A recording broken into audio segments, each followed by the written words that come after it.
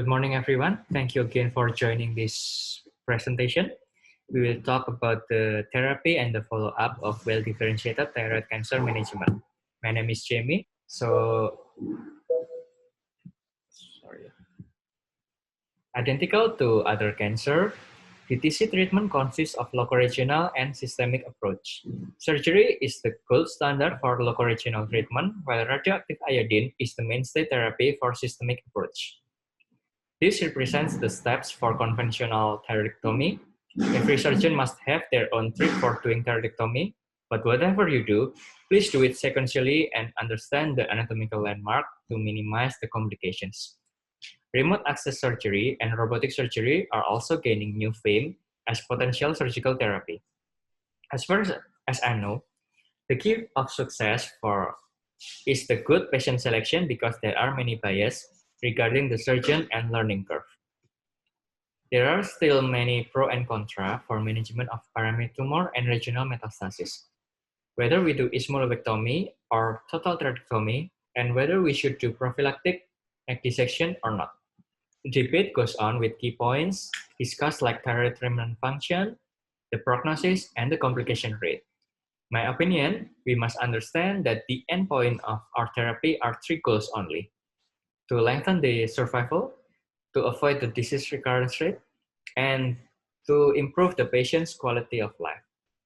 So, base your therapy revolving those points. To avoid controversies regarding the primary tumor management, NCCN in 2019 gave recommendations for primary tumor management based on recurrence rate and survival. For bilateral tumor, for tumor larger than 4 cm in diameter, for tumor with metastasis, and or tumor with poorly differentiated histopathology, we must choose total thyroidectomy. After this surgery, we continue with the wound care and the complication management. We must not forget that we have to follow up the patient to identify and treat the recurrence. The guideline dictates that after partial thyroidectomy, we should do clinical and ultrasound examination to find the recurrence. And if the recurrence is found on the contralateral thyroid remnant, completion thyroidectomy is mandatory. After that, we will determine if the patient must get the adjunct treatment of radioactive iodine or the follow-up to diagnose the locoregional or distant metastasis. This table on the right side showed recommendation for radioactive iodine.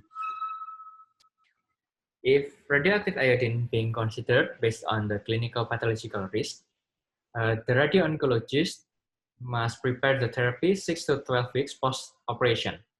Consider pre-treatment iodine scan to diagnose if the tumor could still be resected. An iodine scan can be also applied for therapy baseline. About the follow-up, the algorithm shows what the tools that can be used for surveillance and when we use it. Based on the clinical pathological view, ATA divides thyroid cancer to 3-degree risk of recurrence: low, intermediate, and high risk. The main principle beneath the surveillance is the higher the risk, the surveillance should be more aggressive. And hormonal therapy using levothyroxine is employed to suppress the TSH level. TSH level would feedback our brain to release more thyroid-releasing hormone, which would proliferate any thyroid remnant. The pills are best taken on the morning before breakfast, which could impair its absorption. And ongoing therapy needs maintenance on its efficacy based on TSH level and identification of side effects.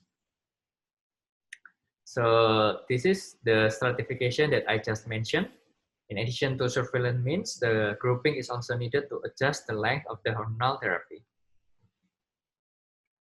The effectiveness of radioactive iodine depends on TSH level elevation. So we must raise its level either by withdrawal of TSH suppression therapy or with TSH recombinant. The dose of ablation varies depending on the size of the residual tumor. In response to that, ATA recommends that the minimum dose is 30 microcurie and can be elevated up to 100 microcurie to achieve the successful ablation.